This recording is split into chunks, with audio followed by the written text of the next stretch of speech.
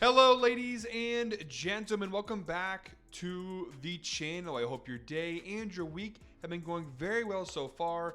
This is Clash of the Titans, the show here at Guy Boston Sports, where I go through every single big-time matchup throughout the entire college football season, giving you guys deeper insight, deeper analysis, but more importantly, more picks for each of these big-time college football showdowns. In today's video, we are breaking down an SEC battle between number 14 ranked Vanderbilt and number 19 ranked Tennessee that actually has massive implications for the college football playoff, bowl game seedings, so much more. And as always, guys, I've got some really great picks to go ahead and share with you. But first, as always, people, please make sure to go ahead and hit the subscribe button, hit that like button, and drop a comment down below. It helps the channel grow, and it really does mean a ton to us. We've got a great game in store here, and I cannot wait to go ahead and break it down with you guys. First and foremost, comment down below who you think is winning this game between Vanderbilt and Tennessee. It should be a really tight battle, really fun matchup here with a lot of offense and hopefully some fireworks in this game. So let me know down below who you're riding with here. I also want to talk to you guys very briefly before we go ahead and break down the picks for this game. I want to talk to you guys very briefly about the promotion we're running over at the Fade Me store for Black Friday through Cyber Monday. We are offering up to 50% off on apparel over at the Fade Me store. As you can see, I'm wearing the Gambler hoodie. We have all of our lines: Gambler, Just Bet It, Beers and Bets, all the great lines we have over at the Fade Me store. All of our hats, hoodies, t-shirts, shorts, you name it, we've got it, and it's all marked down up to 50% off from now until December 2nd. So make sure to take advantage of that special offer running over at the Fade Me store for the holiday weekend. Link down below in the description as well as in the pinned comment to the Fade Me store, and go ahead and shop for yourself, for your loved ones. Enjoy the holiday savings. Again, one more time, through December 2nd, up to 50% off on apparel over at the Fade Me store. All right, with that out of the way, let's go ahead and break down the picks for this game. I have 3 picks to share with you guys. We have a spread pick, we have a team total over, and we have a little different. We have a player prop parlay, a 3-leg parlay to close out the video. So starting things off, we're going to target our spread pick as the first pick in today's video, and I am rocking with the Volunteers here at home, -2.5 on the spread, which I am grabbing for -110 over on Novig, best odds available to me. This game ultimately is a coin flip. These are two teams that have very similar strengths and very similar weaknesses, and really what it comes down to, there are 2 key reasons as to why I like Tennessee in this spot. The first one being the home field advantage. Rocky Top, one of the best home field advantages in college football. That is massive. And although Vanderbilt has been very good this year, they've won some big games, they've hung around in some big games, this is a very difficult spot for them on the road. One of the most hostile road environments you can play in, especially in a spot like this. Now for Tennessee, their playoff hopes are done. Win or lose this game, I don't think Tennessee has a shot at the playoff, but this win could help them in terms of what bowl they get. It could help them with their record, recruiting. Obviously, winning a game is much better than losing a game. But there is the extra pressure element added to Vanderbilt, knowing that if they win this game, there's a very real chance Vanderbilt could make the CFP lose, and you definitely have no shot. So you have a little extra pressure added to Vanderbilt here in this spot on the road, knowing that their entire season kind of boils down to this game. That's a lot of pressure versus Tennessee. Like I said, it's not like they don't have any pressure themselves, but they don't have that CFP pressure kind of hanging over their head like a black cloud. Maybe it makes it a little easier on the nerves to come into this game knowing that you kind of already don't have a shot at that. You're just playing here to win and do the best that you can. But Tennessee, they have been pretty good at this line of -2.5. Now, overall this year, just a 38% cover rate against the spread. But at -2.5, they've covered it in 70% of their games this year. The only ones they didn't cover, Georgia, Alabama, Oklahoma. Obviously, all high top 10 ranked SEC teams. Vanderbilt, they are a highly ranked SEC team, but not exactly at the same level to an Oklahoma or an Alabama or a Georgia, which, by the way, in 2 of those 3 games, despite losing, 1-score losses for Tennessee, the Oklahoma game and the Georgia game, they were in that all the way to the end, both those games. Vanderbilt, they've been a covered darling this year, 80% overall against the spread, 80% at +2.5. The only 2 times they failed to cover versus Texas and versus Alabama, which, by the way, both on the road here. So I do think them being on the road is big in this spot. But like I said, the home field advantage is number 1 reason why I like Tennessee in this kind of a coin flip 50-50 spot. The second reason why I like them is from a matchup perspective. Like I mentioned at the top of the video, these 2 teams are very similar. They both have similar strengths. They both have similar weaknesses. Both teams top 10 in the nation scoring offensively. Both teams top 20 in the nation in terms of passing yards per game. Vanderbilt 16th. Actually, let's go ahead and put the offenses toe-to-toe here, okay? Both top 10 offensively, both moderately efficient in the red zone. Tennessee top 5 in the nation passing yards per game. Vanderbilt 16th. Both solid, not great, but solid rushing teams.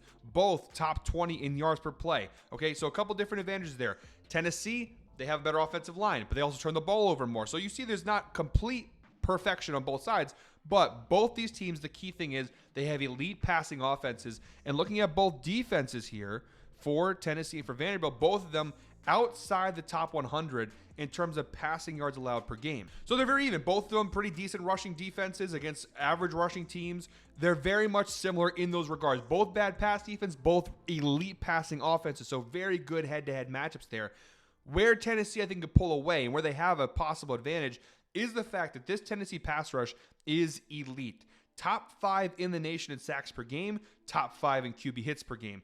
Vanderbilt's offensive line isn't bad, but tied for 44th in sacks allowed, tied for 57th in QB hits allowed. That's not great. It's not terrible. It's neutral, but it's not great. Tennessee's pass rush could put a lot of pressure on Diego Pavia and cause some issues in this game. Also, Tennessee, they have a decent run defense, good enough to really slow down what is a moderate Vanderbilt rushing offense. So those are the two keys of the game for me for Tennessee. The home field advantage and the fact they have this dominant elite pass rush that can hopefully put some pressure on Diego Pavia. Because on the flip side, I nuked that, by the way. I apologize. Vanderbilt's offensive line numbers actually are worse than that.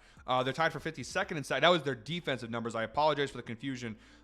They're tied for 52nd in sacks allowed, tied for 69th in QB hits allowed. So they actually are worse. Those numbers were their defensive numbers. Their actually offensive line numbers for their actual offense are even worse than that. So Tennessee should be able to put some pressure on this Vanderbilt offense. And again, it's a shootout game. They both have very similar strengths, but Vanderbilt has that elite pass rush in their back pocket, as well as the home field advantage. Those, to me, are the X factors in this game for the Volunteers and why I'm backing them in this spot. Tennessee also did beat Vanderbilt last year, 36-23. Vanderbilt, obviously a much better team than they were last year. I think Tennessee's not as good as they were last year. Still, coin flip game.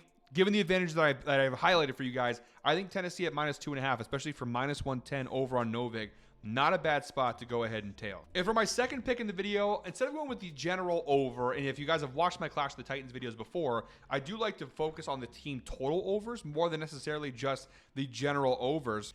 I'm going Tennessee team total over here, 33.5 points, which I'm grabbing for -135 over on DraftKings. From a numbers perspective, it's actually pretty good. They've cashed this line in 73% of their games this year. That's 8 of 11 games. They've cashed that team total over, averaging over 42 points per game this year. Like we showed earlier in the matchup data, this is the 4th highest scoring offense in college football, the entire nation, in terms of points per game. Now, you've seen 3 of the last 5 games, a couple more unders, but that's against Alabama's defense, Oklahoma's defense, Florida's defense, all pretty good defenses there.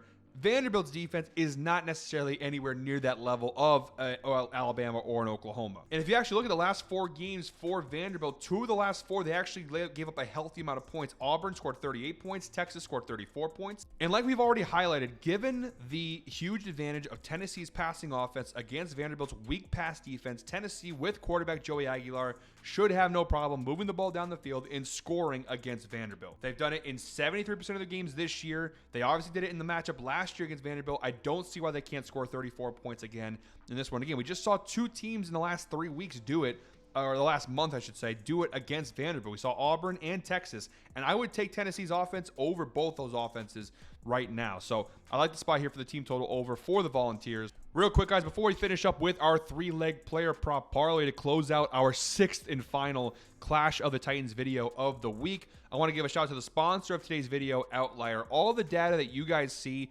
from this video is brought to you by Outlier, the best sports betting tool on the market. All these metrics, all this data, everything that you see in this video, they're from Outlier. We offer a special promo link down below in the description that gives you guys a 7-day free trial to go ahead and check it out for yourself. I'm only giving you guys a little taste of what Outlier provides. There's so much more insight, so much more depth to the numbers that I can't possibly show you in just a short amount of time. So the best way to go ahead and check it out, look at it for yourself.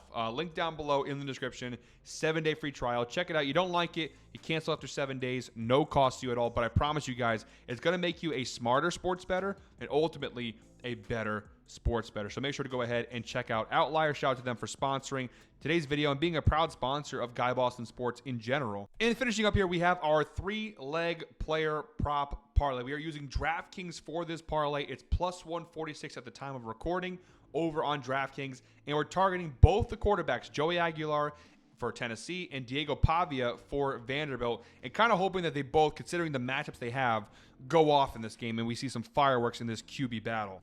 So the first leg is Joey Aguilar over 1.5 touchdown passes. These are alternate lines. Again, plus 146 for the entire 3-leg parlay over on DraftKings.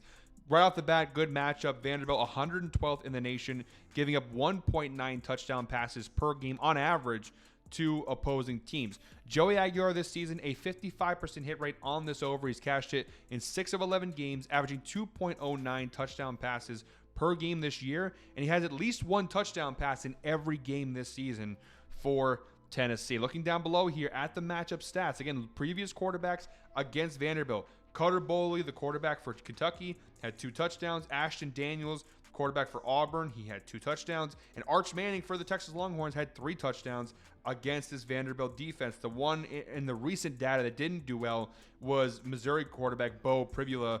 I don't really know how to say his name. I apologize for that. That's the only one. Besides that, though, everything else looked pretty good. It's a good matchup. He's cashed it in the majority of his games this year. He's averaging over 2 touchdown passes per game. Him to get 2 here should not be that big of an issue. One last stat to go ahead and help kind of convince you guys of this one. He's cashed it in 7 of his last 9 games at home. That obviously includes his record so far this year with Tennessee, as well as last year during his time with Appalachian State. So overall, good numbers here for Joey Aguilar. And actually, sticking with Joey Aguilar here, our second leg of the parlay is his passing yards along with the touchdown passes over 279.5 passing yards. Minus 215 over on DraftKings. Now this one, despite being an alternate line, the data is not great at first glance. He's cashed it in just 45% of his games this year, although he is averaging 285.91 passing yards per game this year. You do see a lot of red. However, you've seen some pretty big performances. 393 versus Oklahoma, 396 versus Kentucky, 335 versus Mississippi State, 371 versus Georgia, and 288 versus ETSU.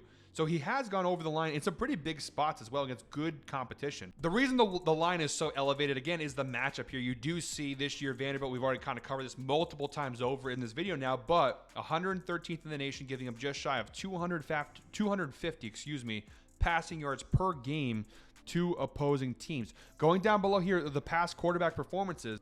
Cutter Boley, the Kentucky quarterback, hit 280 yards, which, by the way, all 3 of those green marks there would cash this line as well. So Cutter Boley had 280 yards, Ashton Daniels 353, and Arch Manning 328. If those quarterbacks can do that against this Vanderbilt defense, I have no doubt that Joey Aguilar can do the same. He's definitely, at the very least, at the level of Cutter Boley, and I think he's definitely better than him. So 280 passing yards. Yes, it's a high line, and yes, the data at first glance isn't great, but overall, I do like the spot here for Joey Aguilar. It's a great matchup. And then finally, the third leg of our 3-leg parlay here. We've got Diego Pavia over 239.5 passing yards, which I'm grabbing for minus 229 over on DraftKings. Similar circumstances here. Matchup, we talked about already, Tennessee, 111th in the nation, giving up 247 passing yards per game to opposing teams. Going down below here, now the data of late has not been as good. DJ Lagwaite's 116 yards, John Mateer only 159 yards. To be fair, though, those guys are more of dual threat quarterbacks. They run a lot, so a lot of their usage comes on the ground. Cutter Boley, who we got a couple of shout outs in this video, threw for 330